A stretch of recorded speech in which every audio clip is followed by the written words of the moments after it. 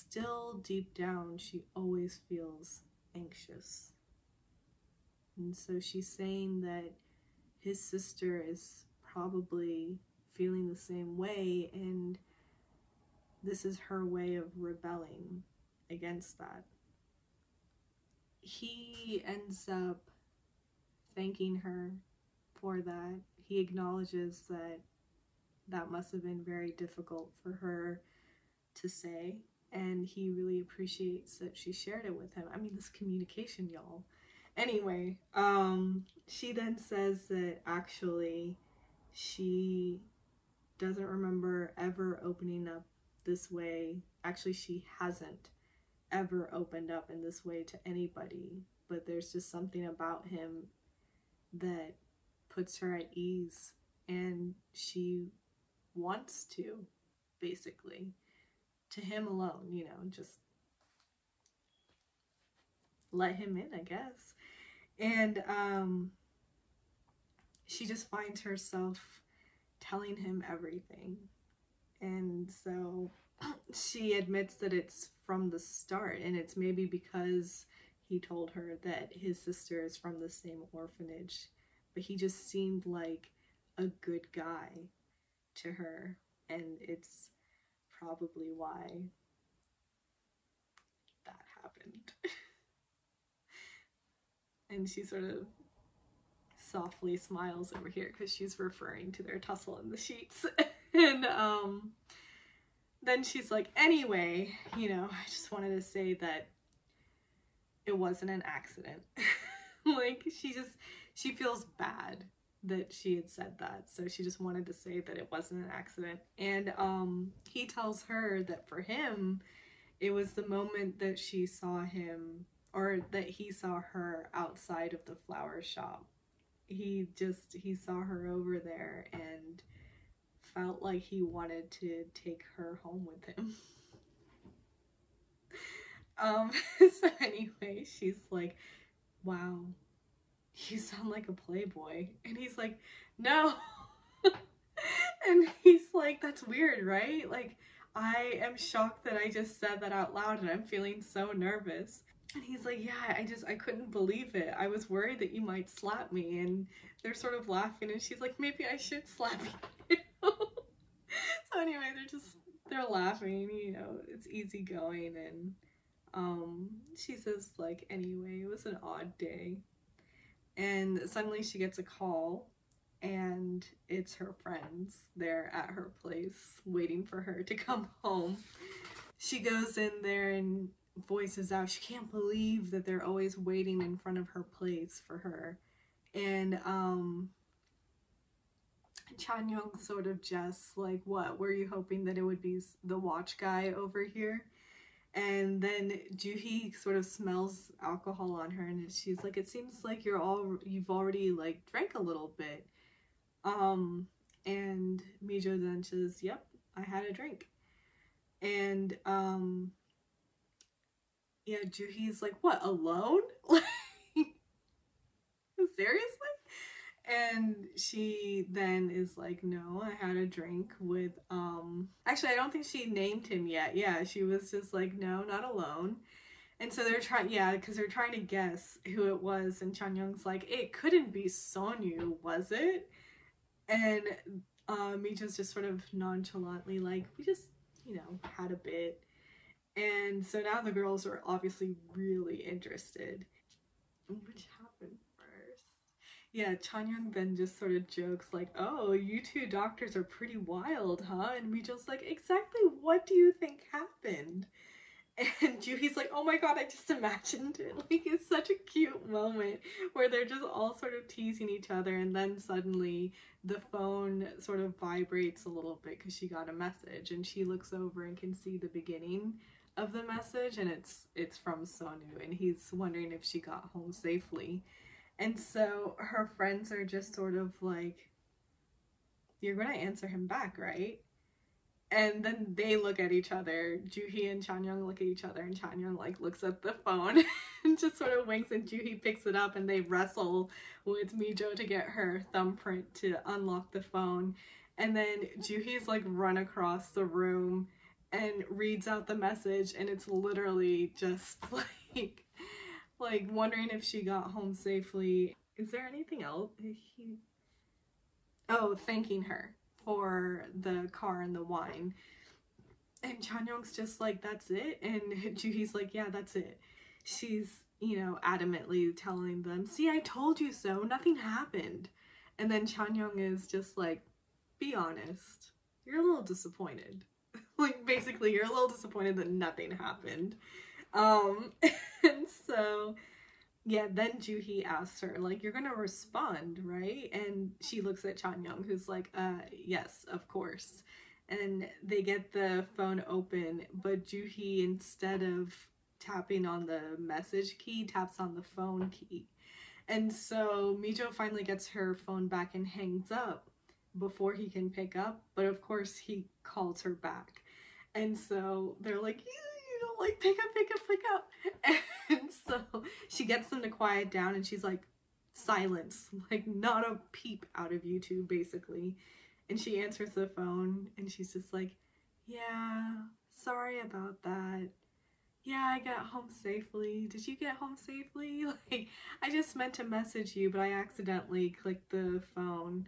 And then she was beginning to sort of just be like, oh, I'll see you tomorrow. And then, and then Juhi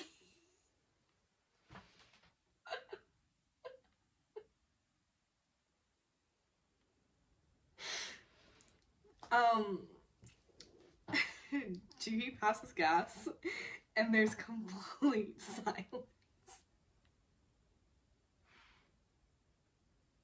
Mita's just sort of looking at her like, I cannot believe you just did that at this moment. And you can hear him sort of smirk. And then she's just like, that wasn't me. And he's like, cell phones really have good sound quality these days, huh? And he's just sort of teasing her. And she's like, no, seriously, that wasn't me. Yeah, so she's just like, I'll explain tomorrow. And as they hang up, he sort of takes note that she had spoken in an informal way. So it was just a lot more like casual, basically. Yeah, so he's just noticing that. And he likes that.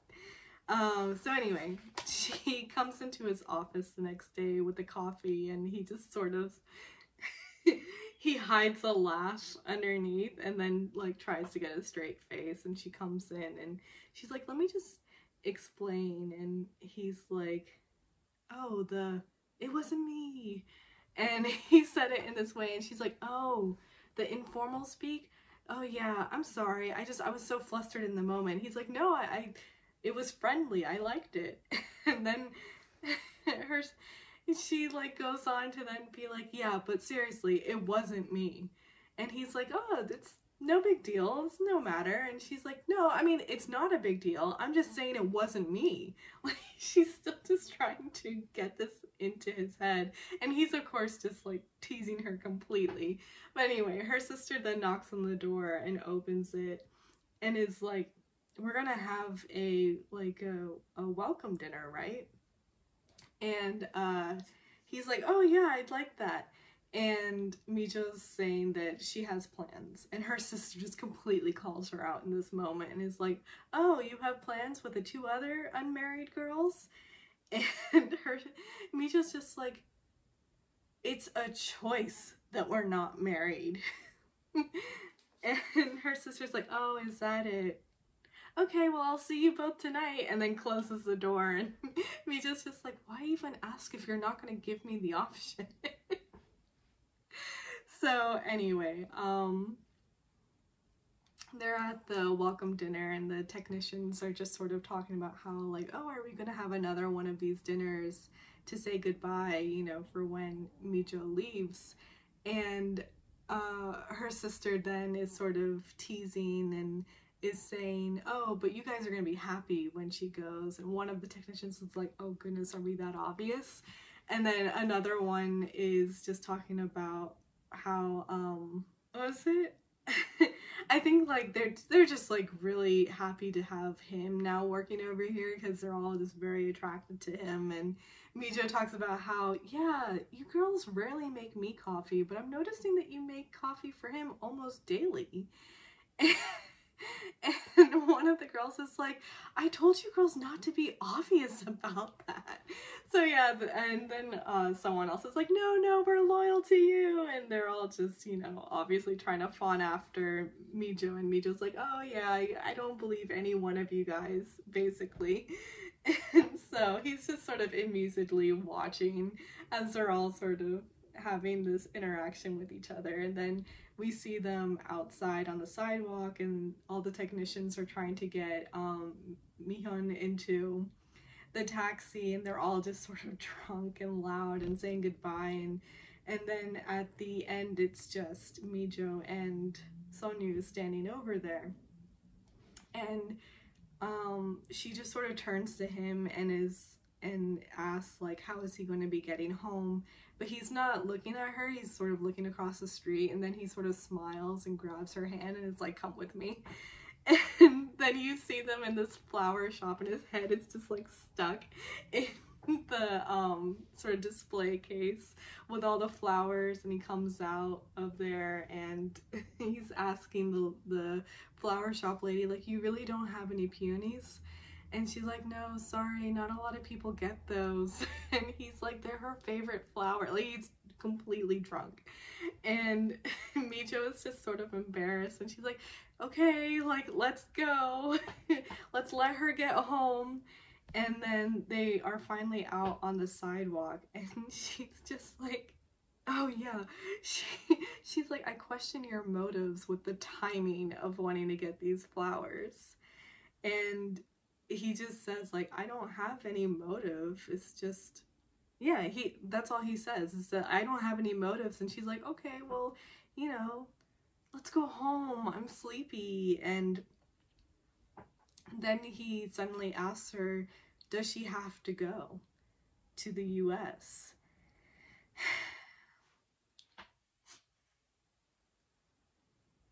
I'm sorry, I was like a grinning mess through this entire scene because it was just so cute.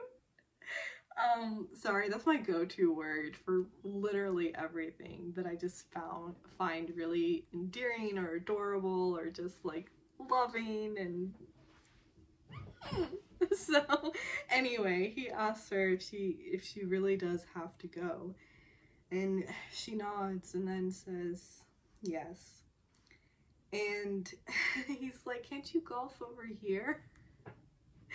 And, you know, just work 2 days and then you can have 3 days to play and the weekends. That's 5 days total. And I can play with you on the weekends. I'm actually pretty good.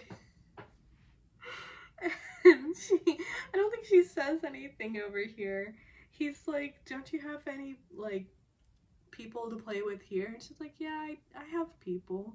And he's like, what, your friends? And she's like, no, not them, they don't play.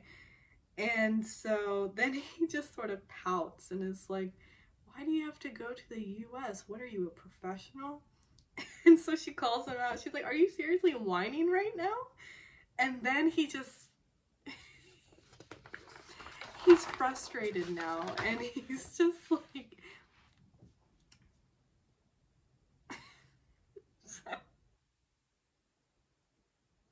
He really is. He's just frustrated at this moment. And he's like, don't you get it? Like, don't you know what I mean? Are you dumb? And she's like, I'm not dumb. And he's like, you must be dumb. How did you get into med school? And she's like, oh my God, you must be out of your mind right now. And he's like, my life used to be so calm and quiet, and then you showed up and now I am completely into you. And she's just like, and this is how you choose to tell me? And he's like, she's like, shouldn't you be calm about it? And he's like, how can I be calm? I haven't felt this way in 10 years. And then you just show up and now you're fleeing to the US.